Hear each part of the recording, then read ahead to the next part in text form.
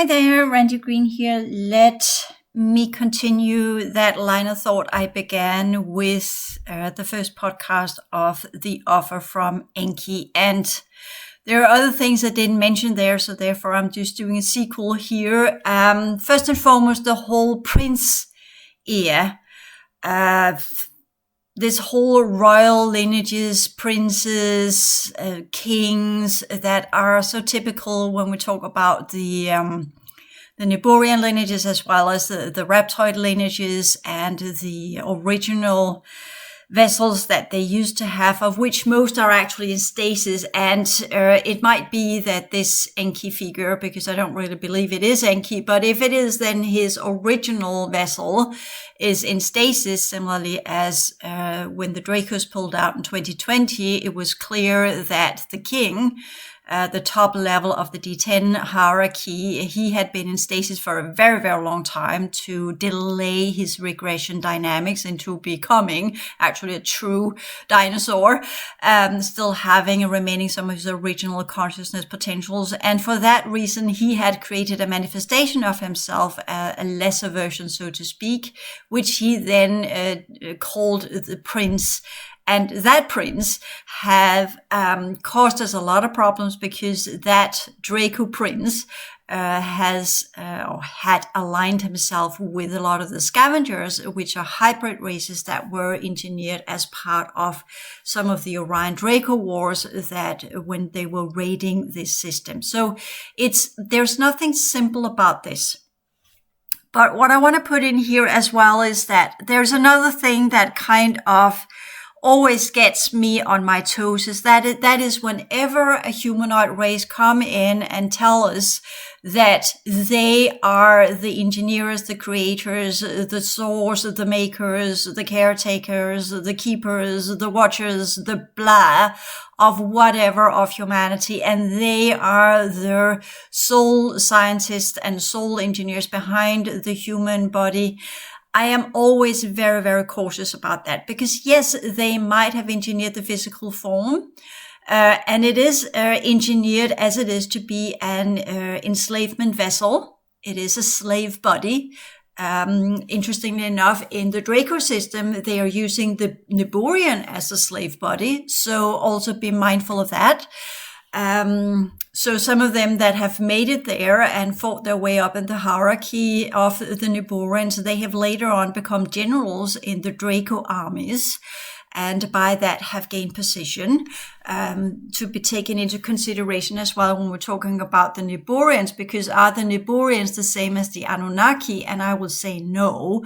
Are the Niburians the same as the Baal? And I will say no, because the Baal are of the Medukian lineages, and they are actually a Syrian reptoid race, which could be very similar to that general from the Orion Syrian system that here claims to be Enki, which I've got the true name correctly, which, as I said in the previous podcast, I can't pronounce because it's a series of syllables in a language that does not belong to this this segment. It would be like me trying to speak Klingon or something like that. It will not make sense for anyone. But it kind of translates as into he who stands erected and has positioned himself in a position where he does not belong. That is technically what I'm getting of information. And you say that's not his name. Well, that could be what is being added to be his name. Okay, so it's difficult when we're talking about these different levels of information and where we're getting and what we're getting and from what angle we're getting.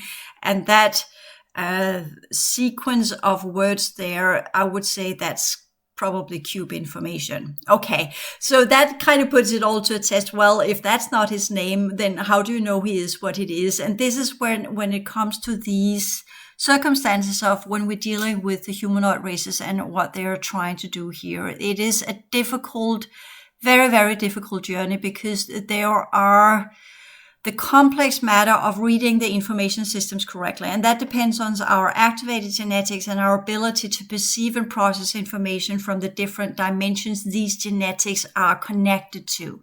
We can't just look at that entity from one level and say that is what it is. And I would say that name could have been given to him as part of, if we are, let's play with the idea that he is a Syrian Orion, that has, and is a general, a robe of a general that he's wearing and not of a prince. And he has fought his way up in different types of wars.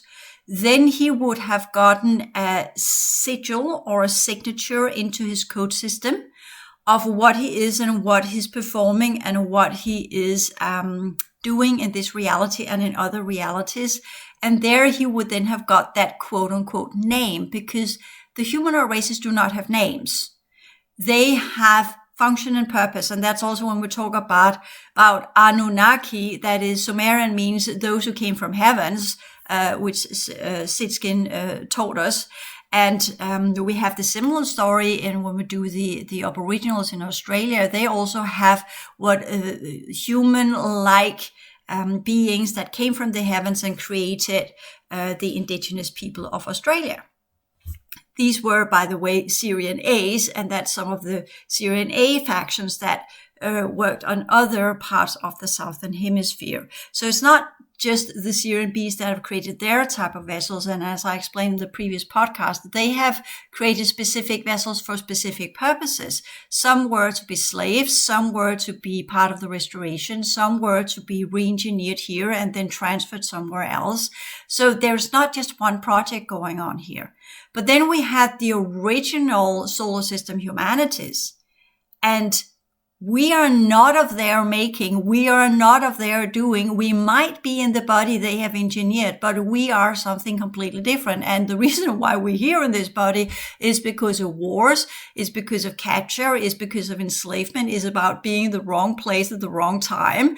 And all of these circumstances that have led to the downfall of the progressive humans inside this sector, including trading off, including treason by the different elders that were at the last,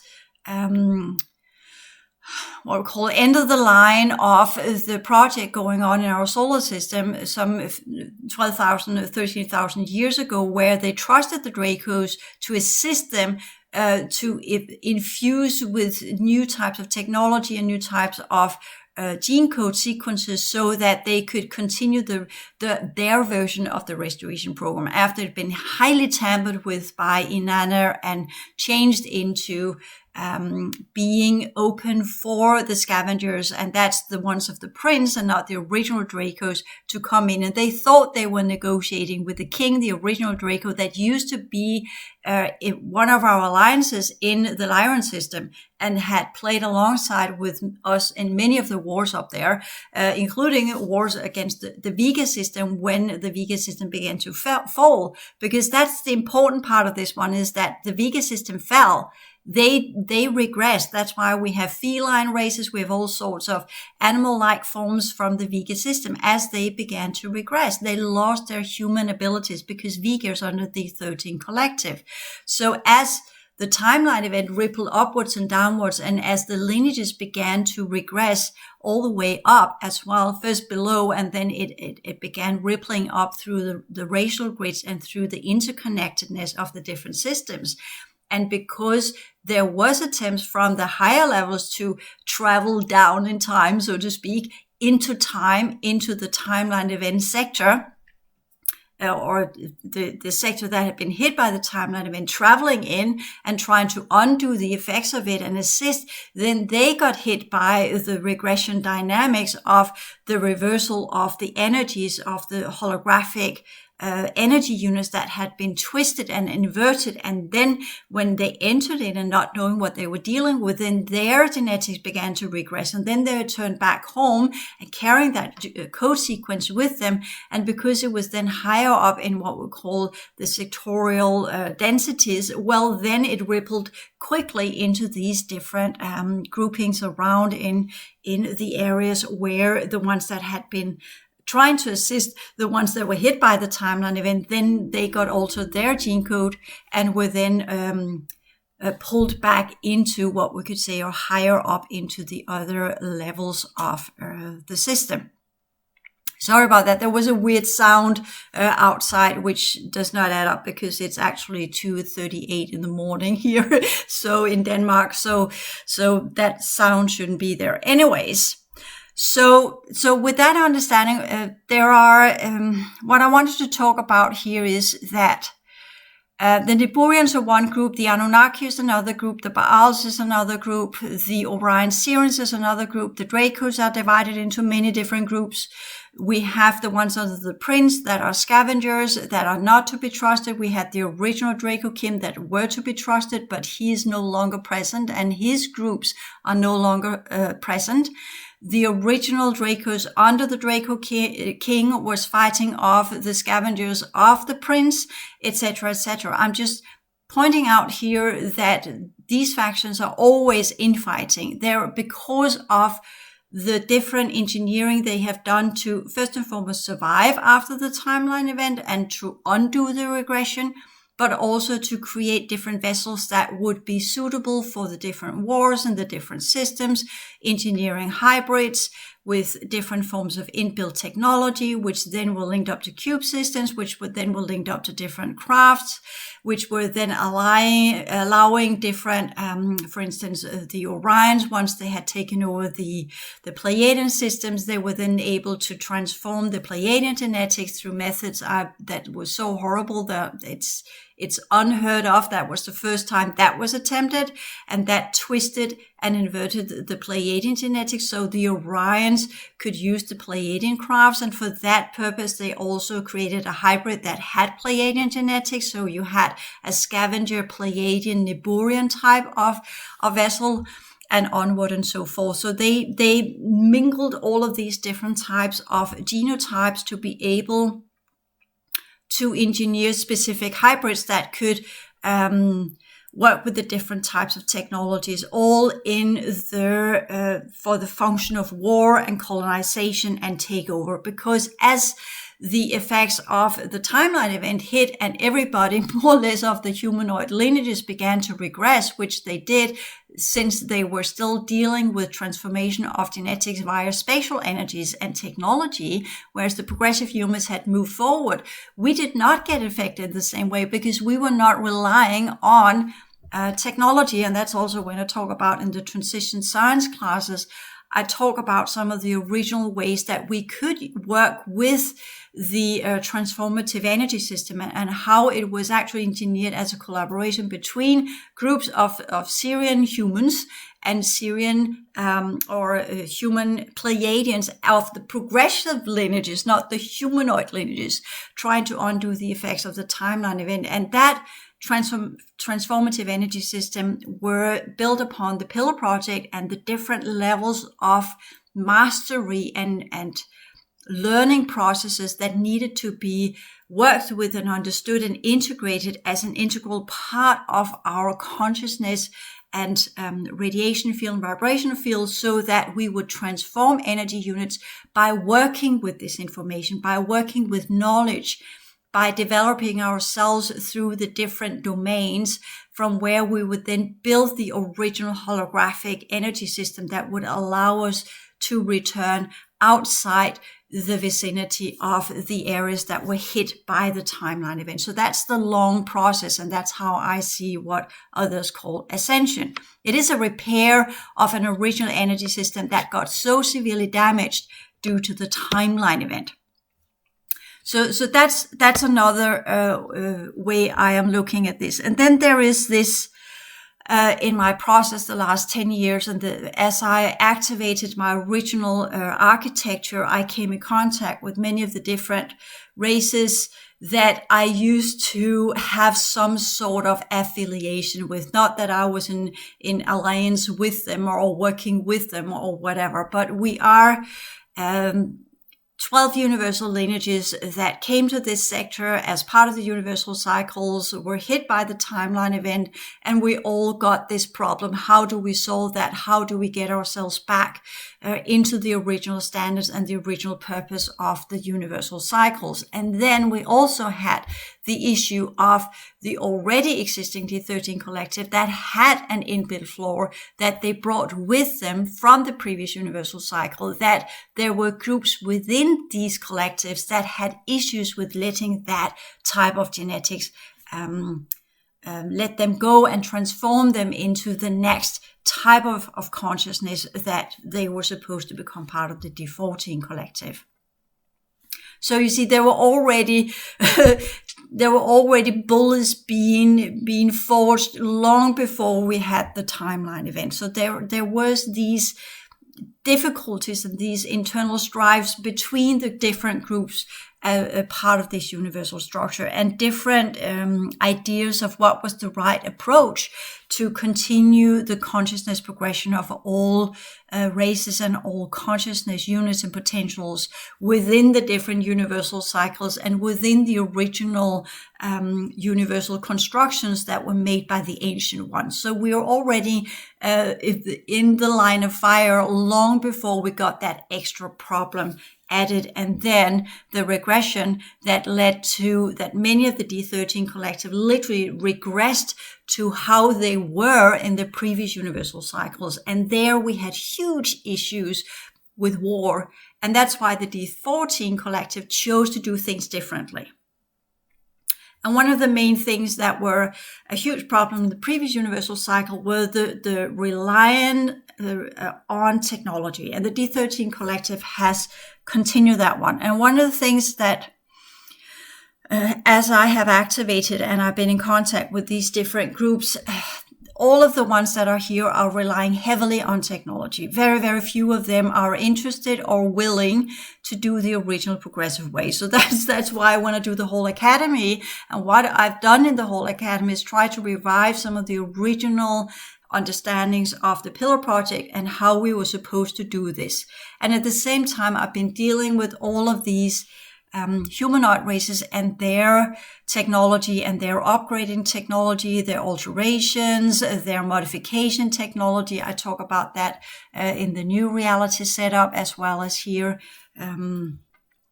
as part of the systemic energetic awareness, where I want to go more into us learning to understand these races, not because I have got all the clues and all the answers, but I have been in contact with quite a lot of them. Similarly, as in my work as a psychotherapist, I've been in contact with many people.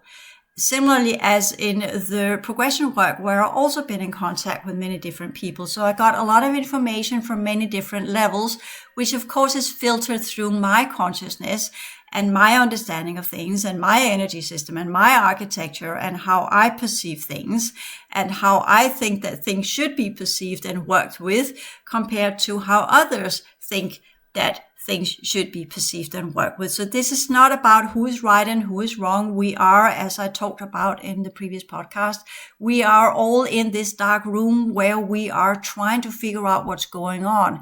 But we must look at all angles. And I'm just adding in my angle to the discussion, which I, for a long time, as long as I looked into what others are doing, first I felt I needed to do my own material. So I had that one in place.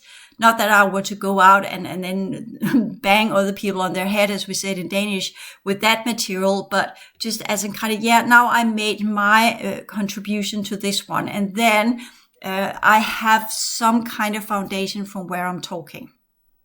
Because I feel that when we do add into this discussion and we do add into the contact with these different groups and the other races that are around here, one of the things, and that's just me, that's just who I am. If you ask me any politician in Danish politics or world politics, I will always find an angle where I feel that they are not doing what they're supposed to do.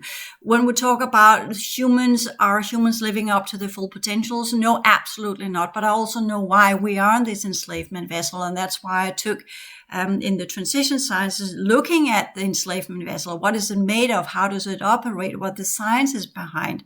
Not that the sciences behind what we're dealing with give us the answers and there's more work to be done.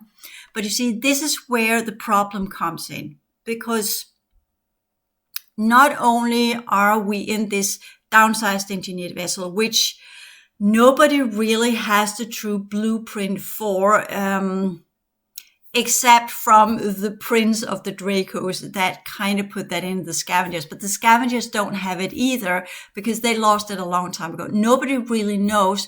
Plus the fact is that it has been tampered with so many times that whoever comes in are trying to find the recipe of how to use this physical form to their projects, they have failed over and over and over again. First, we had the physical abductions of the newcomers.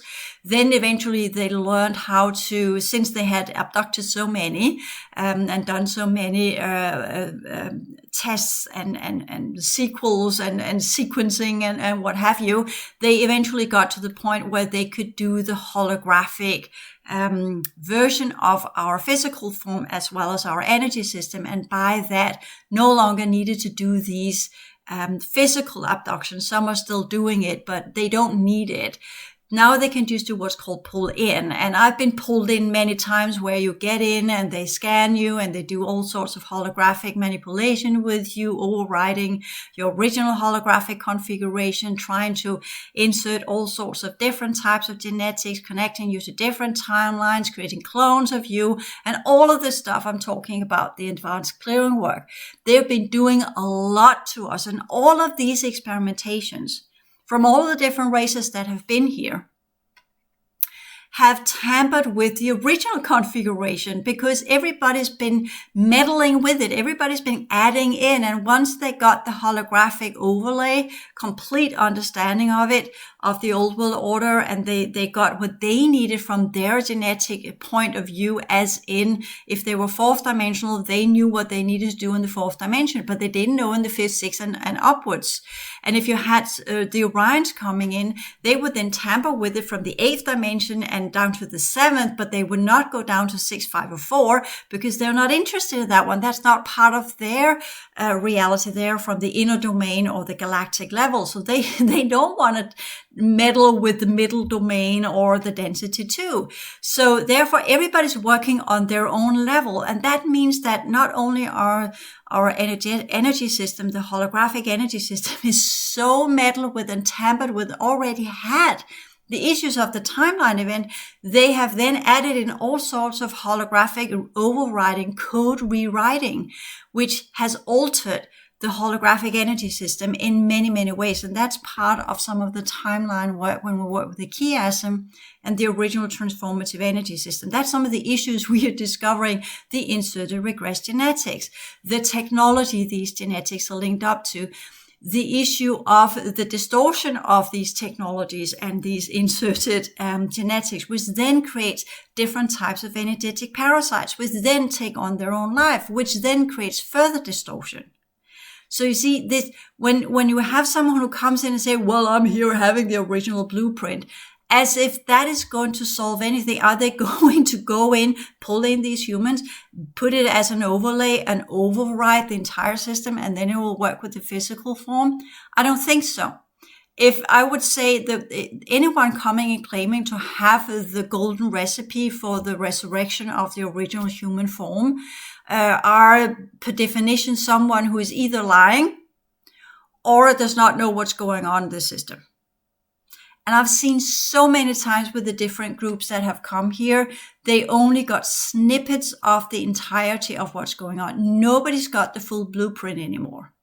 Nobody knows what the full blueprint is anymore because of all the different groupings of races that have been here and tampering with the human genome, the human vessel, including the higher order energy system. And on top of that one, we have different groups within humanity. We might share the same type of vessel, as seen as a whole as a planetary species. But our configurations and template and consciousness potentials are different because we come from different systems. And we got stuck here for reasons and purposes. Some were brought here as slaves. Some were brought here as casualty of war. Some were dumped here because they were part of wars that no longer were ongoing, and their template was so hybridized that they couldn't live anywhere. So they were dumped here and put in an enslavement body, sealed off completely, and then hoped to wear out in the reincarnation cycles, because that is what the reincarnation cycles are. They are to wear out these templates. This is not a school. This is a dump zone. And this is a factory, and this is a harvesting ground of the experimental prison planet.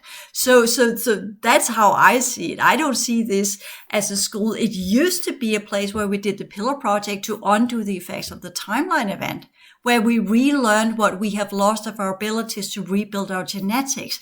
Yes, but not anymore, not the last 13,000 years.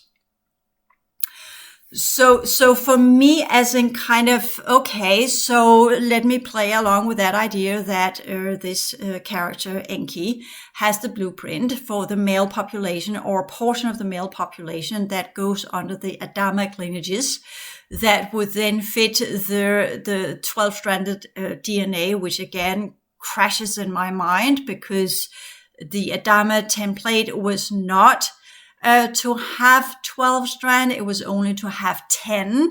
So how does it suddenly get 12?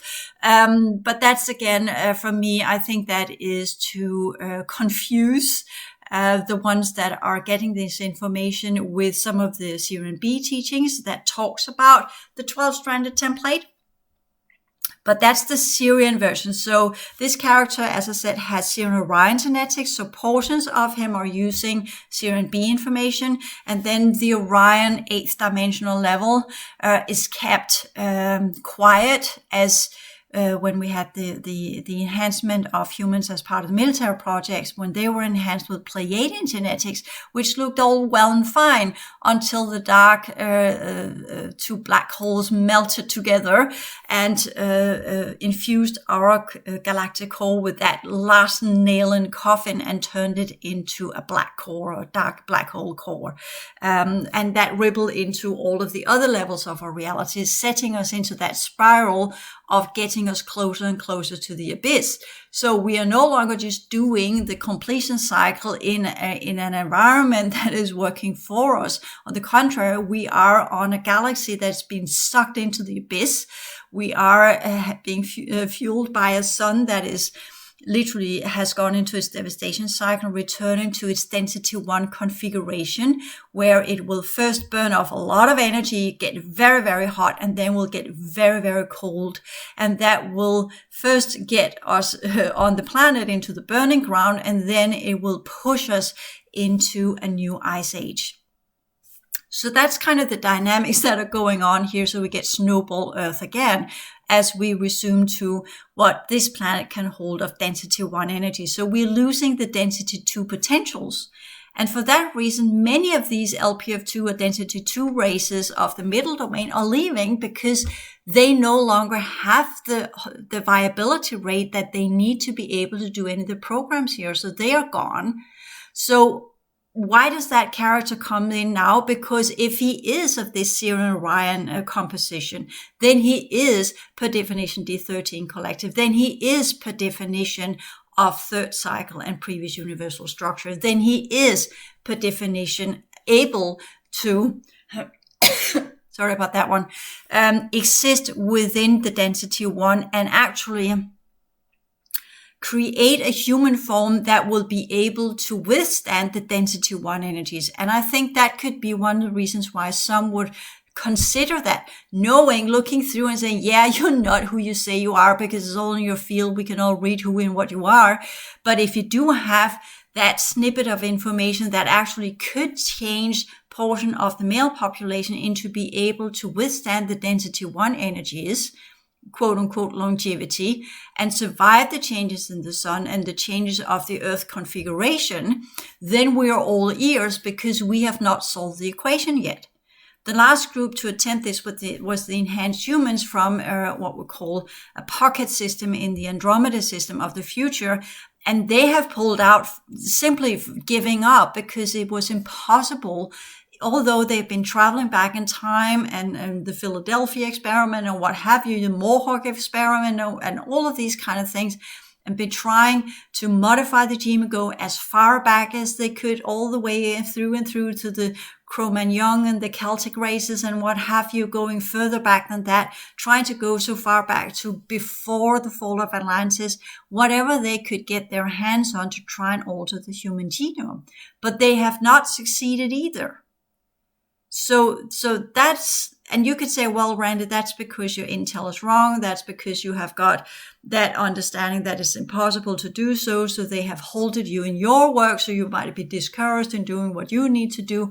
But that's not how I see it. On the contrary, because the level of information, whenever they were done messing around with my system, not that I've enjoyed it whatsoever, been so many configurations due to this holographic insertion, transfer of holographic energy system into my energy system, merging it with that one, upgrading it through different types of modulation, holographic modulation techniques, as it was called hyperbolic upgrading, altering my electrochemical structure, and in that putting a cube to uphold that new configuration inside of me until it crashed, because my DNA and my original configuration is not in alignment with any of this, because it's part of the original progressive humans and not humanoid. You can't blend these two things.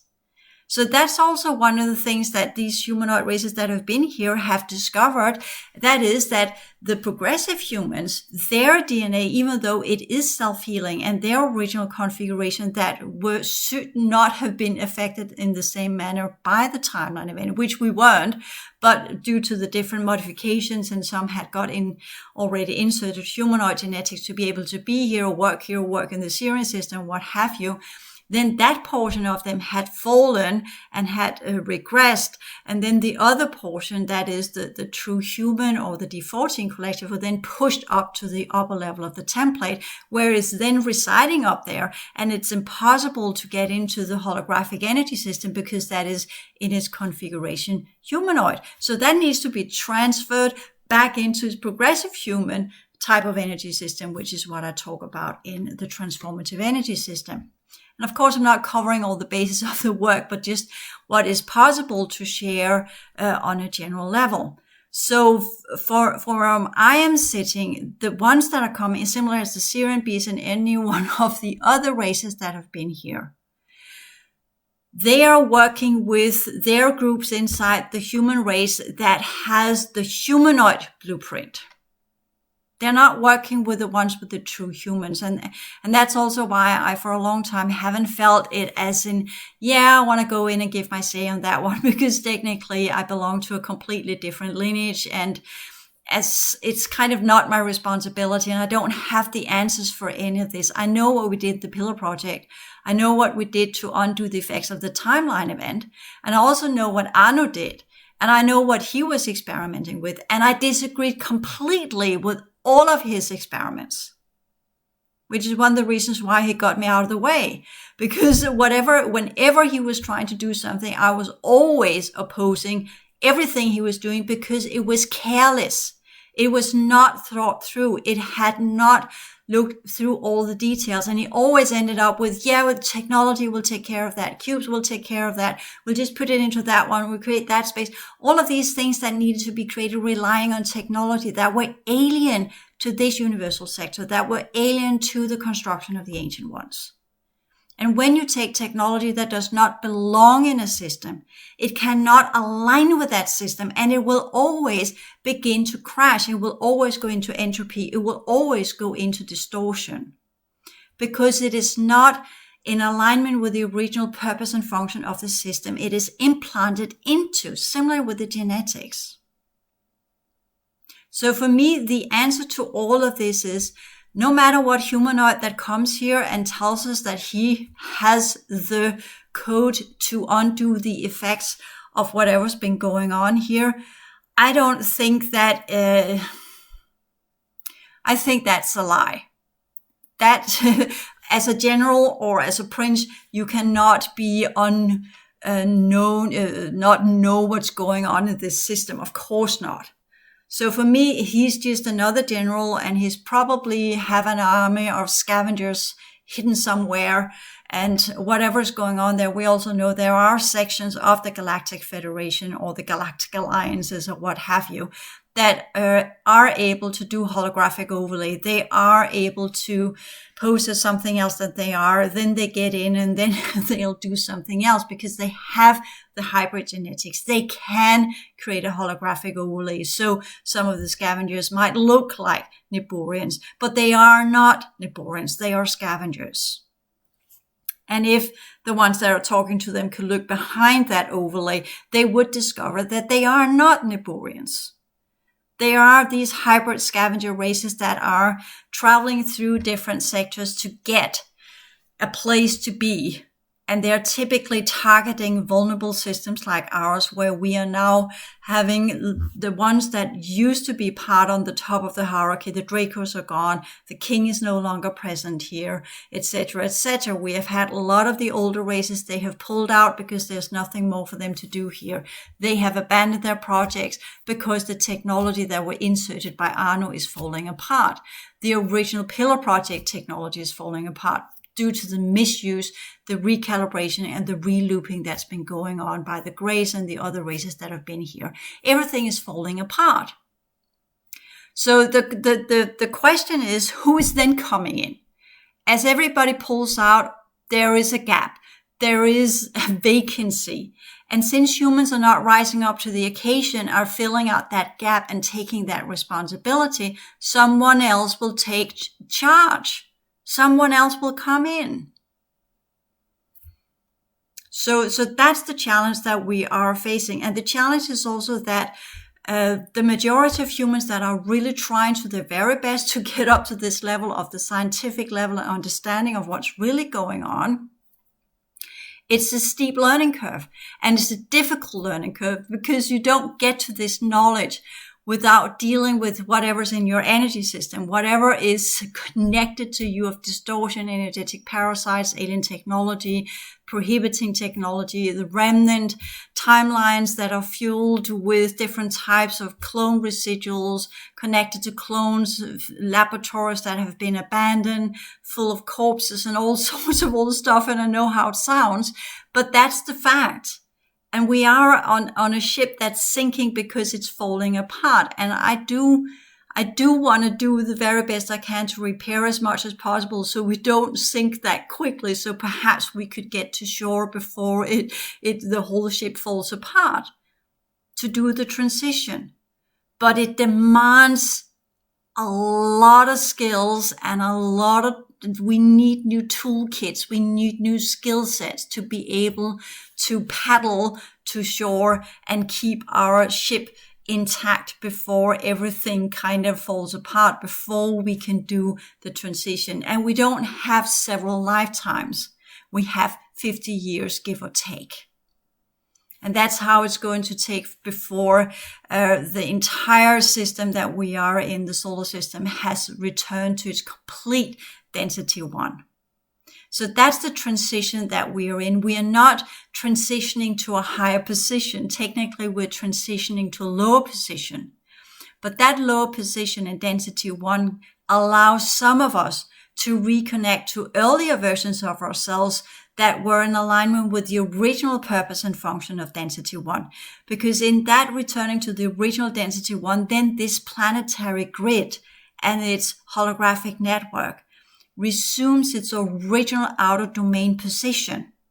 And from there, we can reconnect to what's left of the original holographic network of this outpost that used to be part of the workstations as an experimental ground of how to restore genetics as it originally were. Because it was put here, the reason why Arno put it here was also because it was close to the abyss. So if it didn't succeed, it would deteriorate and fall into the abyss.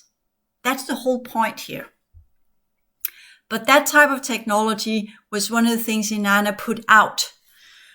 And she removed that one. And with that one, instead of having that clear out processes, she created what we understand as the 7 layers of the underworld, where she then stored different types of shells and different types of genetics, creating what we now know as the 7 layers of hell. So that's what she modified. That's the beginning. And that's connected to the human genome as well. Because somewhere down the line, that lineage that we are part of now, that human vessel that we have now, has been engineered out of her modification of the original Arno project. And the question is, and this is where it gets interesting, because she collaborated with the Orions. And if that character is from Orion, then he is here on behalf of Inanna's project and not the Anunnaki, because Inanna divided from the Anunnaki because she was never really invited to the party with the rest of her siblings. So there is another division that also plays into this one.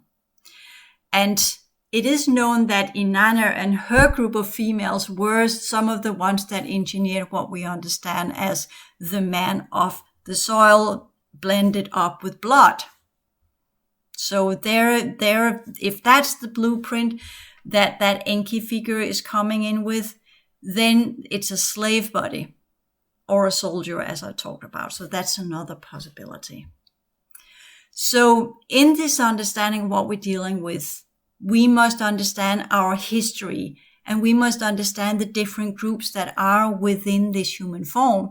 We must understand the factional wars, the politics, the history of these factions, the infight, the hybrids, the wars, and everything that's going on before we can say yes to any offer that is given to us. Because technically at this point in time, and that's also why I'm giving my information out here, that's why I'm putting this out on YouTube, is because if we are to have any types of councils within humanity that are to deal with these offers, we must know what we are up against. And the only way we can get to that level is if we ask the critical questions. Not just doing the research of what others have gotten from other humanoids, but begin to remember what we know, work with our own energy system, to unravel our memories of what has transpired here, and go through all of the distortion of it to get to the answers where we truly understand our angle and our perception of what has been going on and how we should respond now due to what we learned back then, where we are now, and the situation that we are in now. We cannot afford the same naivety again. We cannot trust these races, no matter how nice it sounds, and no matter how much they're offering. We are not their creation, and we are not to take their technologies. I think that time has proven that. That's the reason why we are in this mess that we are in. So with this little sequel, I think I covered all the bases of what I wanted to say here. So for now, take care. Until next time, be well.